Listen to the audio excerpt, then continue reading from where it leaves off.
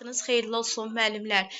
Sizlər üçün növbəti sınaq izahını edirəm və müəllimlər qeyd edim ki, bu mövzu Norman Webin dərin bilik səviyyələri nəzəriyyəsidir ki, yeni vəsaitə, yəni 2026-cı ildə əlavə edilmiş mövzulardandır və testi hələ ki çıxmayıb. Bu baxımdan da özüm sınağını hazırlamışam və sınağın izahına keçmədən öncə qeyd edim ki, kimlər ki sınaq qrupumuza qoşulmaq istəyirsə, qeyd edilən nömrə ilə əlaqə saxlaya bilər. Sınaq qruplarımızda hər gün sınaqlar paylaşılır, müxtəlif mövzular, qarışıq situasiya tipli sınaqlar paylaşılır. İstər MİQ, istər sertifikasiya gedən müəllimlər qoşulub yararlana bilərlər. Və həmçinin də fevral qrupumuz dərslər həftənin 3 günü keçirilir. Kimlər ki qoşulmaq istəyir, o zaman yenə də qeyd olunan nömrə ilə əlaqə saxlaya bilərsiniz. Və keçid alırıq testimizin izahına.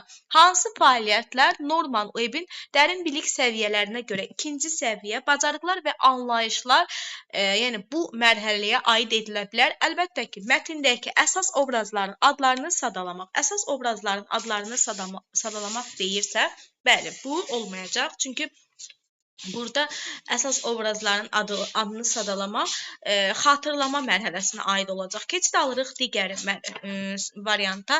Deməli, burada da qeyd edir ki, digər variantda verilmiş məlumatlar əsasında iki fərqli dövrü müqayisə etmək. İki fərqli dövrdür. Bunları müqayisə edirsə, müqayisə etmək əlbəttə ki, bu aid olacaq.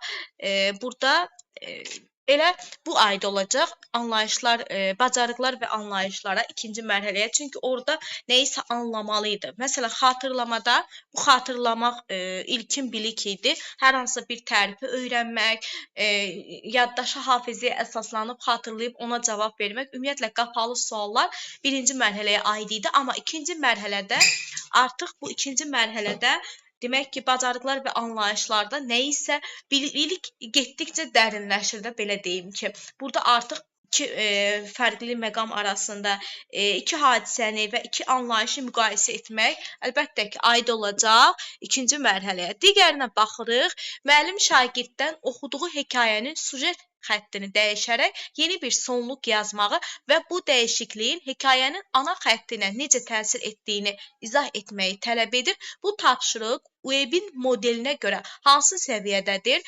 Bu birinci səviyyə xatırlama, ikinci deməli xatırlamaya aid olmayacaq əlbəttə ki, bacarıq və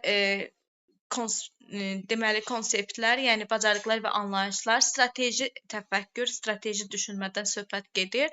Bir də sonda genişləndirilmiş düşünmə. Bu əlbəttə ki, aid olacaq elə üçüncü səviyyəyə, yəni strateji düşünməyə aid olacaq bu. Deməli, C variantı doğru cavabımız olacaq. Keçid alırıq digərinə. Webin dərin bilik səviyyələri ilə Bloom taksonomiyası arasındakı fərqlə bağlı hansı fikir doğrudur? Bəli, bu mövzunu izah edən zaman qeyd etdim ki, bu yəni Webin dərin bilik səviyyələri nəzəriyyəsi idrak taksonomiyası ilə əlaqəlidir. Çünki orada da sadədən mürəkkəbə gedirdi. Burada da iyerarxiya qaydası ilə, yəni sadədən mürəkkəbə doğru gedir.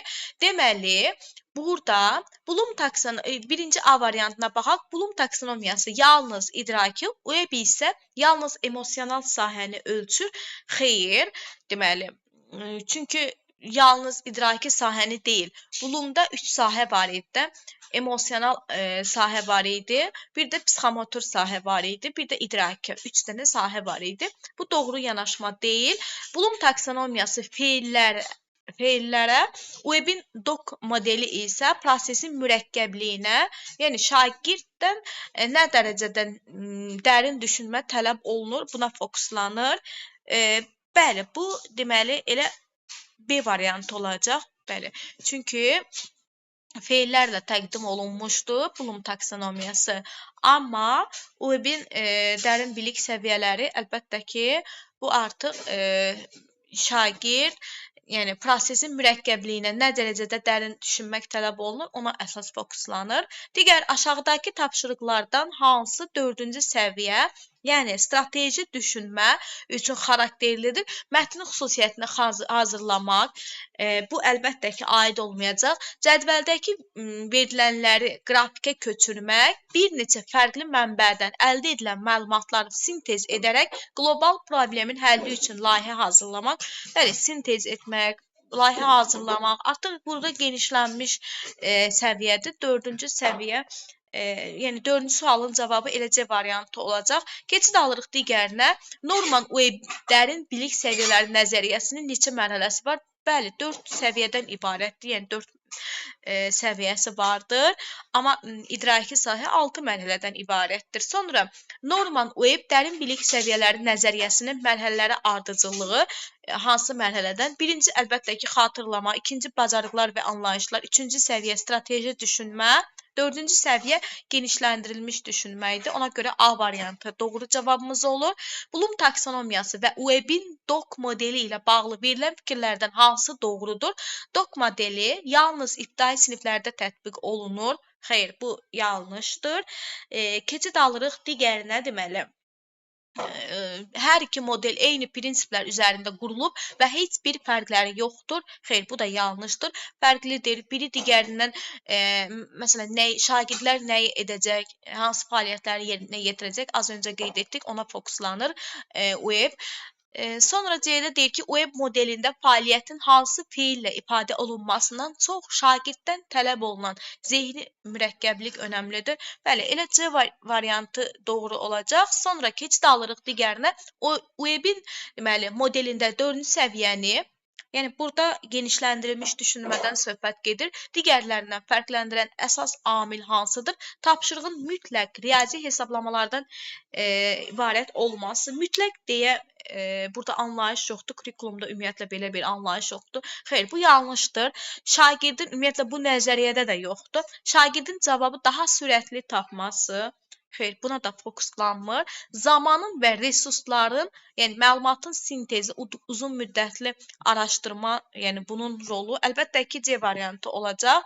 Belə müəllimlər, digər ardını izah etmirəm sizlər üçün, artıq bura qədər izah etdim.